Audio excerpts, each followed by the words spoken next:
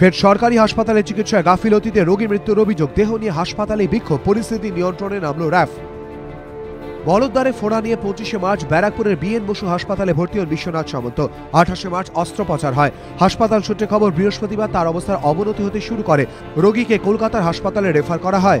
Kolkata medical college হাসপাতালে নিয়ে যাওয়া হলে তাকে মৃত বলে ঘোষণা করা হয়। এরপরে দেহ নিয়ে ব্যারাকপুর বিএন বসু হাসপাতালে ফিরে যায় পরিবার। চিকিৎসায় গাফিলতির অভিযোগ তুলে শুরু হয় তুমুল বিক্ষোভ।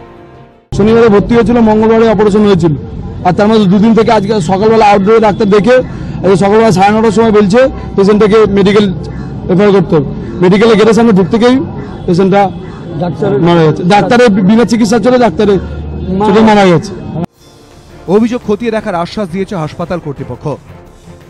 ওনারা একটা অভিযোগ করেছেন, তার সম্পূর্ণ ঊর্ধ্বতন কর্তৃপক্ষকে জানানো হয়েছে। সম্পূর্ণ বিভাগীয় তদন্ত করা হবে। পোস্টমর্টমের রিপোর্ট আসা পর্যন্ত আমরা ওয়েট করবো। উপর লেভেলে জানানো হয়েছে, আমি একটা কমিটি ফর্মেশন করে দেবো।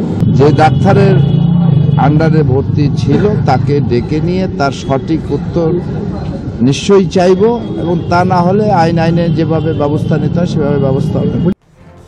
টিটাগড় থানায় হাসপাতালের বিরুদ্ধে লিখিত অভিযোগ দায়ের করেছে মৃতের পরিবার। চিকিৎসায় গাফিলতির অভিযোগ পেয়ে তদন্ত শুরু করেছে টিটাগড় থানার পুলিশ। এর পাশাপাশি জেলা স্বাস্থ্য দপ্তর বিভাগীয় তদন্ত করবে বলে জানিয়েছে। সমীরণ পাল, এবিপি আনন্দ, উত্তর 24 পরগনা।